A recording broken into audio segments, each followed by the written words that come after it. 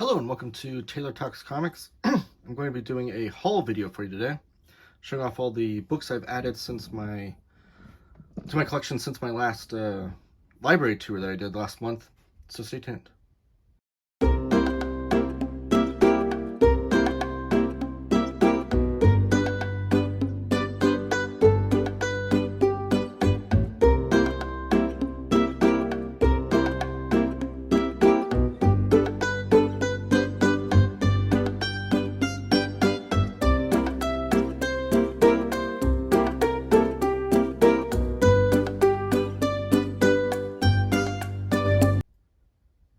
Okay, so please give the video a thumbs up, subscribe, share it with your friends, comment down below with any questions or comments you have. I love talking comics with you. These are the books I've added since my last library tour that I just did. I did a 4-part library tour, which I got a lot of great feedback on. I appreciate that so much for anybody that commented on that. But I wanted to do some haul videos to update the collection, I guess, if you will, in the time as I go on, so that next library tour I'll have already showed off all the books, I guess, because I'm going to do a yearly library tour. But things might change. I buy and sell a lot of books, so some of these books might not make it to the next library tour. I don't know. But let's get started. So I think this is actually in my library tour. This is The Strange Death of Alex Raymond by Living the Line, which is a YouTube channel. Shout out to Carson Grubal. They have a great YouTube channel, Carson, and I do this every single time. I forget his co-host's name. But they have a YouTube channel, but then they also are a comic book publisher. And this was like the first title that carried the Living the Line tag. But this is a story that started off by Dave Sim. This is the back of it. Dave Sim of Cerebus fame. And it is like this oversized collection. But Dave Sim had some like wrist issues or whatnot. So he had to actually have Carson Grubal go in and finish the story. But the story is about the strange death of Alex Raymond, as you can imagine. Alex Raymond was a great cartoonist back in the day of like the Golden Age newspaper strips era. And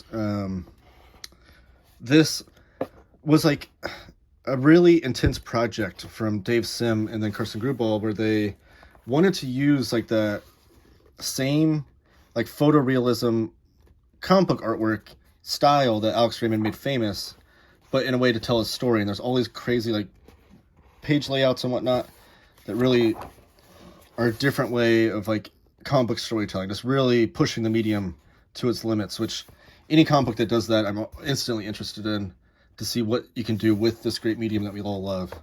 There's some more great pages that have different colored pencils and whatnot. There's Carson Grubal right there, actually, in the story. And I don't know if there's any extras back here. Oh, there are annotations, okay. And then contributors, because this was put on Kickstarter as well. There's Dave Sim and then Carson Grubal. But yeah, just a really, really interesting book that I want to dive into, because I feel like it's going to be pretty intense as far as, like I said, what you can do with the medium and whatnot. So that was Strange Death of Alex Raymond. Up next I have Fabulous Furry Freak Brothers, Volume 4. This is by Fantagraphics. Fabulous Furry Freak Brothers has a new TV series on Tubi, I believe. It's that Tubi streaming channel. Yeah, right there. This is actually Tubi. It's got Woody Harrelson, Pete Davidson, John Goodman, and Tiffany Haddish on the voice work. But this is a really famous underground comic book. It's got this really cool die-cut cover by Gilbert Shelton and Paul, is it Mavrides and Dave Sheridan. And this is Volume 4. They've been releasing these like in backwards order. So this is, like I said, Volume 4. They've released Volume 6 and Volume 5. And Volume 5 and 6 actually have colored artwork in them. But you have like Fat Freddy's Cat strips in here. The Fabulous Freak Brothers just has like this crazy intense kind of art style to it. But these are like your classic stoner comics. So you think like stoner movies like Cheech and Chong and Bill and Ted, and like Kevin Smith's early movies, those kind of things. Jay and Silent Bob. Those kind of stoner movies. These are like stoner comics from like the underground back in the day. And they're just a lot of fun. A lot of fun comedic books. So I got that. Oh geez, bump the camera there. Trying to figure out how to do this next. Let's go over some more Fantagraphics books. So I adjust the camera and whatnot. So these are Young Romance by Simon and Kirby. The Simon and Kirby studio. These are have been whales for me. I've been trying to find these. Young Romance 2. This volume is in particular is pretty easy to find. But volume 1 is kind of hard to find. And actually, when I went to New York back in the day, I did a haul for that on my channel too, if you want to check it out. I went to New York on vacation, and they had both of these, and they're both 50% off at the shop I went to, but I didn't pick them up. I was limited to what I can pick up because I was flying, and I already had a whole luggage full of books as it was, but I kind of regretted it. But then I saw somebody on one of the Facebook groups was selling these, so I had to pick them up. But these are the classic romance comics from Simon and Kirby. And if you didn't know, Simon and Kirby, they kind of invented the romance genre of comics. And these are supposed to be the good stuff. So apparently, according to legend and people that have read these, because I haven't read these books yet, these were the good romance comics that Kirby did. I'm a huge fan of Jack Kirby. If you're new to the channel, there'll be plenty of Jack Kirby stuff on this channel if you are also a fan of him. But apparently the Jack Kirby romance comics he did for like Marvel in the late 50s, early 60s were not so great. The ones that were written by Stan Lee. But these were supposed to be like the good ones. So these were in 2 volumes. They're called the best of. Well, that one's called the early actually, and this one's called the best of. This one's volume 1 apparently. I don't know. I'll have to look into that. See if technically I should be reading these backwards. Sorry, my camera lost video there for a second. I should be reading these backwards because it looks like, yeah, there's a table of contents with the years and stuff in them, so I'll read them in order. But I don't know if this collects everything that they did in their Simon and Kirby studio as far as romance comics go. But I do love that they printed this on like this yellowed paper to emulate the kind of aged paper look, and then the coloring and whatnot, like they look like to be really high quality scans of the original comics, and it just looks like beautiful restoration. So really excited to have those in my collection now. Let's go over some Epic collections. So I'm a huge Marvel Epic collection collector. I actually show these off on, I do social media for cheap graphic novels, and actually show these off on that channel in my haul for that video, or for that channel, because I got these from cheap graphic novels. So if you're interested in maybe deeper thoughts about it, I kind of talk about it there. But so for Epic collections, if you watched my tour, I collect certain lines, and one of the things I do is collect anything mutant related. So X-Men, X-Force, I'm trying to think of the other ones. Excalibur, X-Factor, Generation X, Wolverine, all the mutant related Marvel titles I collect. Was that Jay Lee right there? It's gotta be Jay Lee. Yeah, Jay Lee. Some cool Jay Lee artwork with Havoc there. I collect in Epic collections so that I can, because the Epic collections are complete. They collect every single issue of these titles. So this one's X-Men, the X-Men titled Epic collection. They don't miss a single issue. And even Omar from Near My Condition, who I also do social media for, he says that, great image of Cable there. I love Cable. Huge fan of him. Apologist of Cable. No shame in that game. Says that the X-Men Epic collections are map better than the omnibuses even. So that's X-Men Executioner Song Volume 21. Then I got Silver Surfer Return of Thanos. This is Volume 5. And this actually fills a gap because we had volumes 4 and 6 after this. So this is the end of Steve Englehart's run and the beginning of Jim Starlin. So I'm really excited to read this. I actually have a video on my channel of me going through the Thanos Quest volume of the Epic Collections, which is volume 6. So this is the early Jim Starlin stuff. I fell in love with the Epic Collection so much that I did a separate video for it. And then I also, Impossible Man, Fantastic Four fans, well, they either love or hate him, but I kind of love him. He's kind of charming. But I'm excited to read the beginning of this. And this includes the Enslavers, the beginning of Starland Run. This includes the Enslavers graphic novel from Stan Lee and Keith Pollard.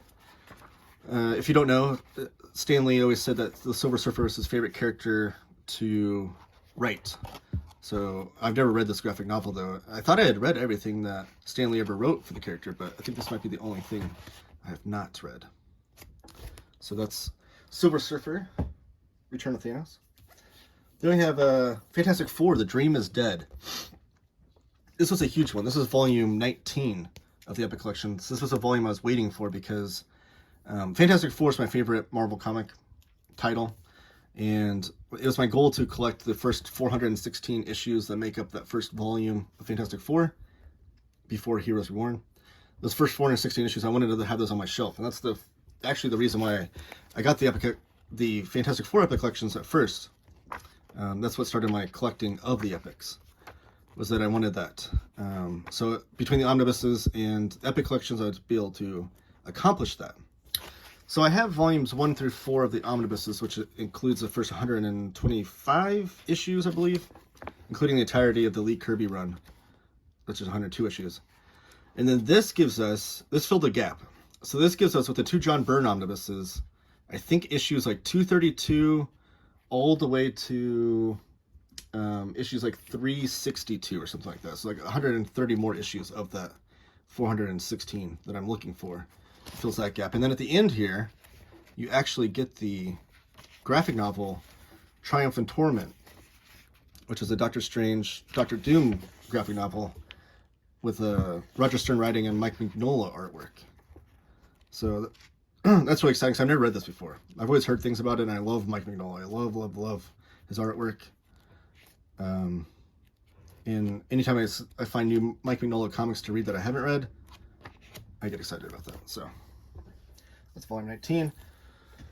Then I got Daredevil, Watch Out for Bullseye, Epic Collection. This is volume 6. So Daredevil's obviously, as you can see, another character that I'm collecting all the Epic Collections for. And besides Silver Age, so I always get the Silver Age omnibuses for those characters, and then I'll collect the Epic Collections that are not in the Silver Bronze Age omnibuses. So I have the volume 1 of Daredevil omnibus, and then I'll be getting the volume 2 when it comes out. And then beyond that, I'll just be getting all the Epic Collections, which I'm excited about too. And I think that's the way I've decided I'm going to collect the Frank Miller Daredevil work. Because the omnibuses, I used to have them actually, but I sold them. They don't collect every single issue. They only collect the Frank Miller issues that he did. And then also, when they get time to finally do the Epic Collections of Daredevil, they'll have the newly restored Marvel Masterworks versions of the issues from Frank Miller. But this includes a lot of work by Steve Gerber, one of my favorite writers ever, and then Gene Colan on artwork a lot. So that's a cool little volume there. Then we have Ant-Man and Giant Man, Ant-Man No More. This is volume 2. We had volume 1 came out like 10 years ago, forever ago. And a lot of us Epic Collection people never knew if we were going to get a second volume.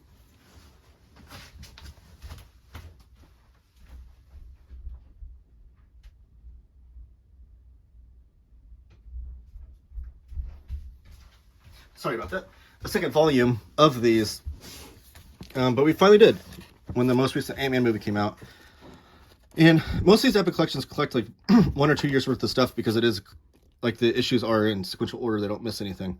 But this one actually collects like 15 years worth of stuff because Ant-Man only had sporadic appearances from then on. But it also includes like Black Goliath 1 through 5, which is a miniseries that would probably not be in any sort of collections had it not been for this. So it's really exciting. But that's my last Epic Collection that I got. Let's do this. So this was a really cool gift. I'm going to give a shout out to Juan M. From Cheap Graphic Novels. He watches a lot of my live streams from Cheap Graphic Novels. He sent me a cool little letter too for it. And I appreciate that so much. So he wanted to thank me for some recommendations that I gave him, which anytime someone, I recommend a comic to somebody and they buy it, like that's like the greatest compliment ever. So if I get like comments where people are like, oh, I bought this because of your recommendation, that's just such a great compliment. I love talking comics. I love the medium of comic books. I'm very passionate about it. So if I can get people to spend their hard-earned money on comics based on my recommendations, it's just a great compliment. So then Juan sent me this gift. He asked me if he can send me a book, and I said, absolutely. I'm not going to turn down a free comic. Had no idea what he was going to send me, and he sent me this book that I've never even heard of. This is by Drew Lehrman. It's a Snake Creek book, and from what I can understand, this looks like to be collected strips that Drew does. And he's a local cartoonist to where Juan lives in Florida. And it's got some blurbs here. One by Matthew Thurber, who I've read his stuff. And Kevin Hazinga. I've read his stuff as well, too. And he came with some cool stuff, too. He came with like this mini comic of Pure Madness, the Snake Creek booklet. So it's got this cool little mini comic in here as well, which is fun. And it came with the bookmark, which I always love bookmarks. I'm always reading like 10 to 15 different books at one time, so I always need all the bookmarks I can get. And it came with like these postcards. These are such a cool idea. So this publishing company, I think it's Radiator. Yeah, Radiator Comics is the publisher. So with the book, I don't know if they do this with all their books. They send this to me, or if one is through these in or whatnot. But they have like these advertisement sheets. These like little, I don't know, like 3x5 index cards of other comics they have with a little description about what the book's about. So I love this idea. I wish more publishers would do this, because what better way to get people to buy more of your books than to do this? So I love that idea. And here's the one for Escape from the Great American Novel, which is the one that Juan sent me. This book's really cool. So it comes with like this textured paperback. It's got French flaps on here.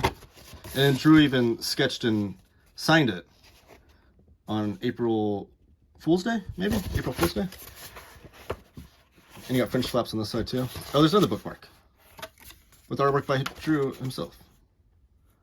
So many cool stuff in here. So it's not just a book. But here's like what the artwork looks like.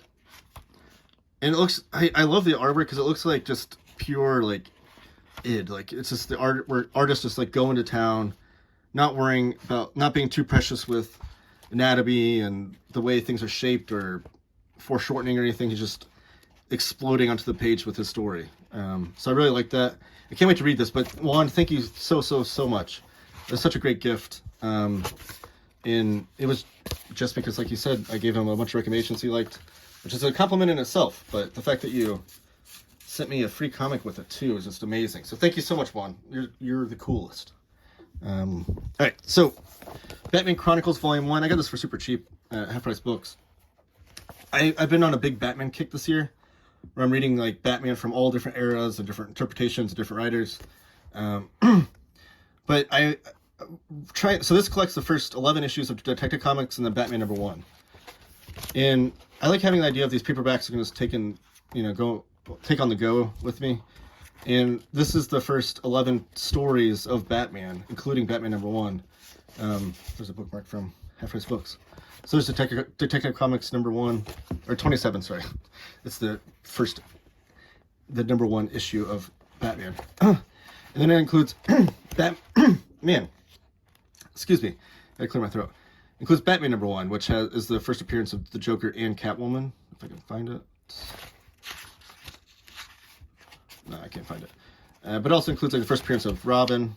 Oh, there it is. The first appearance of Robin. The issue before that, issue 37, I believe, is the... No, it's not. That's issue 33. It's like the origin of Batman. Because the first issue, Detective Comics 27, is not actually his origin.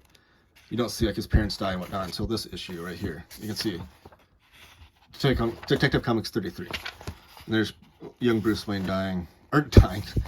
Sad that his parents died. You can see them in the alleyway right there. So a lot of good origin stuff in here. I'm probably gonna get the Golden Age Omnibus when it comes out later this year, and then I'll probably give this away or something. But I just wanted to read these because I haven't read all these issues before. I've only read a few of these, so it's a cheap way to get that, I guess. Let's go on to Flash. So I made a big trade with somebody on one of the Facebook groups for Flash Omnibuses 1, 2, and 3. If you watched my library tour video, I showed you that I had the paperbacks that make up the first volume of these. And but I've been wanting the omnibus because I read the first trade paperback and I loved it. And I wanted to get these. I'm trying to collect all the DC Silver Age that I like, which I think I have them all now. I don't think there's any more DC Silver Age omnibuses that I'm missing that I really wanted. I will say, though, that with the trade, the only way I can get this... this spine... I'm going to move this out a little bit. It's like, on Volume 1 is a lot different, obviously, you can see, than Volume 2 and 3. And it's so different that I think I might actually sell this copy and then try to get a copy that matches. Because they did release a Volume 1 that matches. I don't know. Is that crazy? Let me know in the comments if you do that kind of stuff, if that bothers you that much. But I love these Flash comics. These are like great Silver Age sci-fi superhero kind of stories with writing. It's mostly written by John Broome with artwork by Carmine Infantino. And Flash back then had such a great rogues gallery of like Captain Cold, Reverse Flash, the Mirror Master was one of them. So kind of like an eclectic group of rogues galleries similar to Batman, where they all look kind of crazy and different. And that was Volume 1. Here's Volume 2. Kid Flash debuts in this run as well. But it's a really long run that Carmine Infantino did, which he was like a legendary artist. And Flash wasn't the biggest name character. He wasn't Batman or Superman. So the fact that Carmine Infantino had such a long run on this character, you could tell that he really loved it. And John Broome as well on writing. So I'm really excited to dive into more Flash adventures of this era. DC Silver Age is something I've really been dabbling in the last couple of years and really enjoying. And I'm actually, a little advertisement, I'm going to be appearing on OmniDog's Vault YouTube channel. So if you're not already subscribed to Jess Bragg's YouTube channel, look for OmniDog's Vault. I'll put it in the description here. But I'm going to be appearing live on his channel, I believe on May 20th, to talk about DC Silver Age. Ross Andrew on artwork. He's my second favorite Spider-Man artist behind Steve Ditko. So, gonna get some Ross Andrew artwork in here on Flash. That's pretty cool.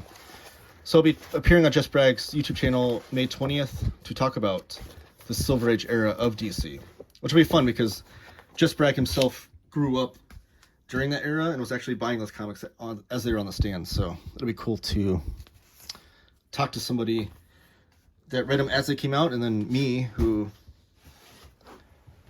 when I was a kid, the comic books on the stands were like the 90s era extreme kind of stuff. Then a Nova Richard Rider Omnibus. I got this from Cheap Graphic Novels as well. And actually messed up in my haul video on CGN. So this collects the first 25 issues of Nova, which is like Bronze Age Marvel stuff.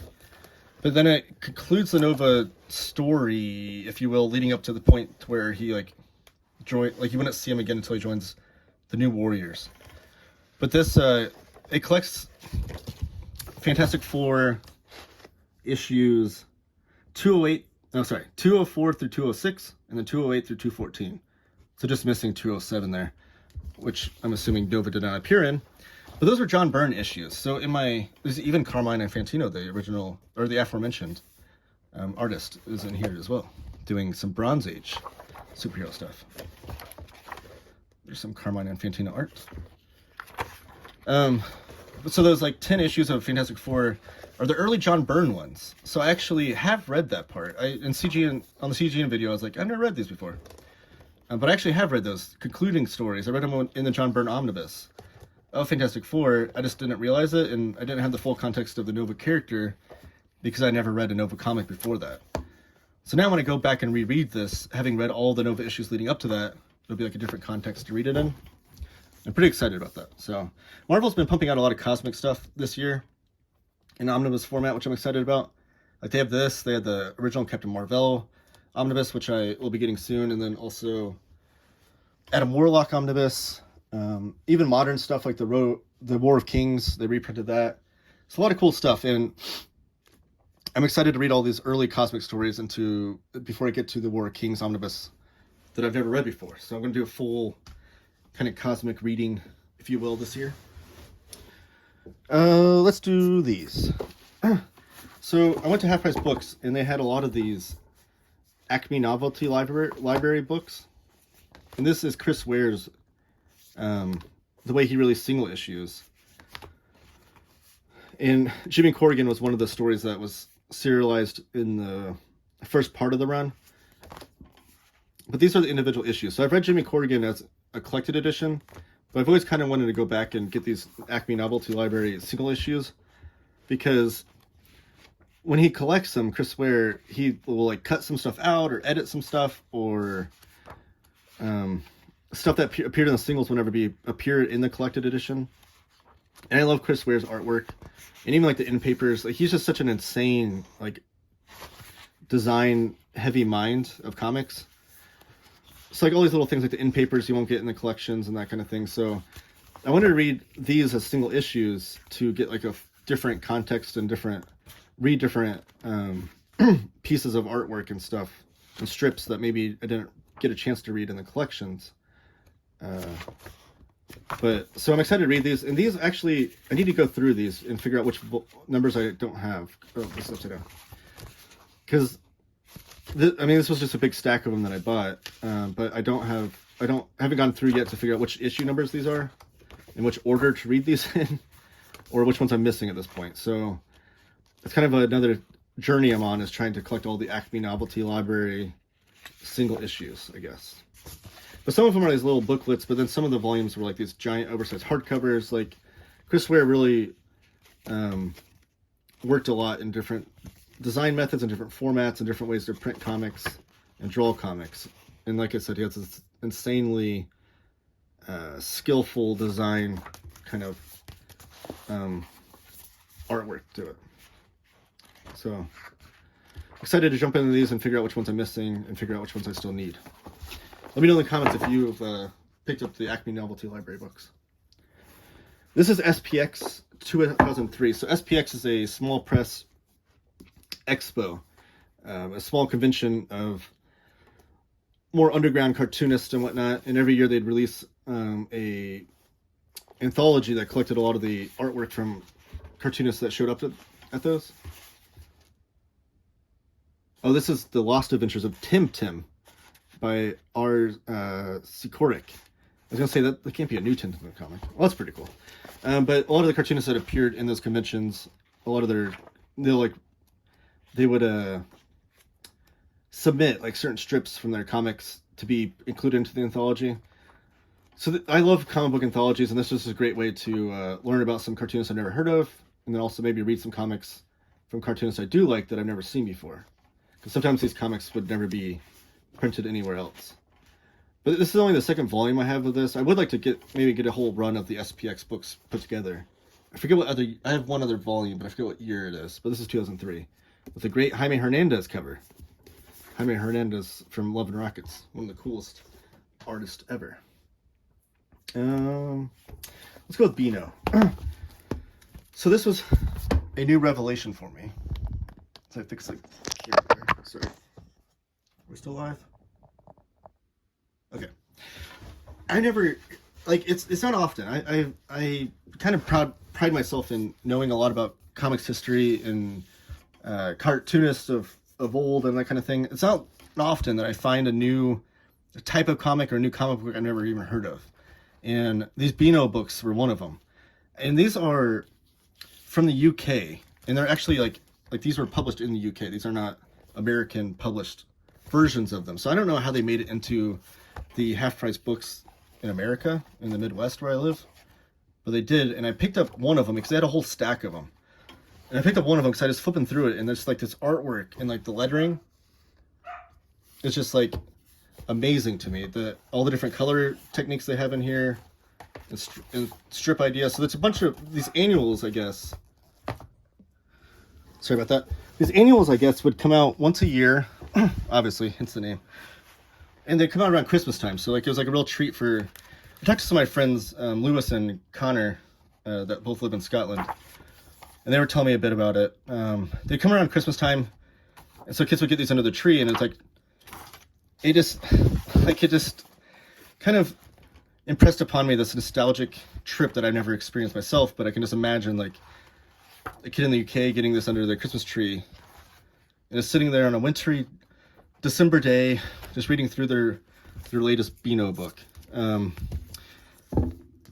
this actually is Dennis the Menace, but not the Dennis the Menace that we have over in the United States. Another little revelation I had. So this is Dennis and Nasher, one of the characters here. So then I went back and picked up a couple more. That was in 1988. This one's 2003. Oh, there's a Glasgow artist that did the end papers there.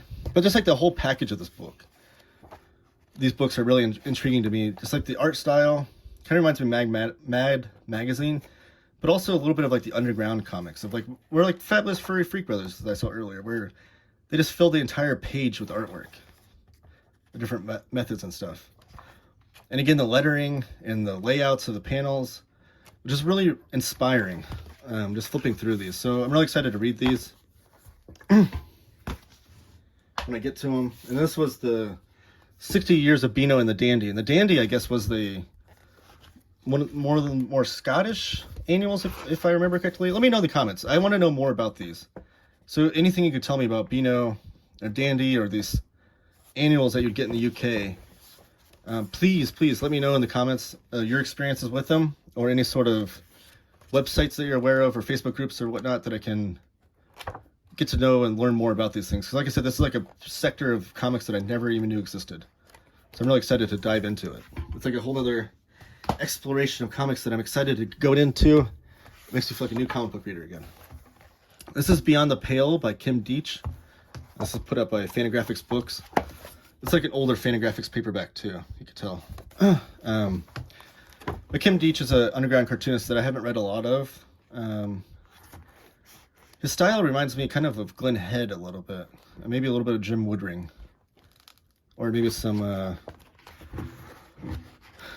who else am I thinking of? I can't think of the name. I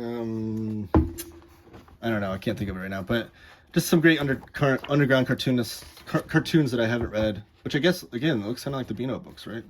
Just like the whole page filled up with artwork, different lettering techniques, different panel layouts, all stuff I love to see in comics. So I'm excited to try out some more Kim Deitch stuff. With that, 2 more books. This one is called Little Lit, Strange Stories for Strange Kids, edited by Art Spiegelman and Francis Mooley. Neely? The cover there, you could tell is Charles Burns, if you're familiar with him. That's what stood out to me when I found this, but you can see some of the cartoonists that partake in this. Jules Pfeiffer, Paul Auster, Maurice Sendak, Where the Wild Things Are.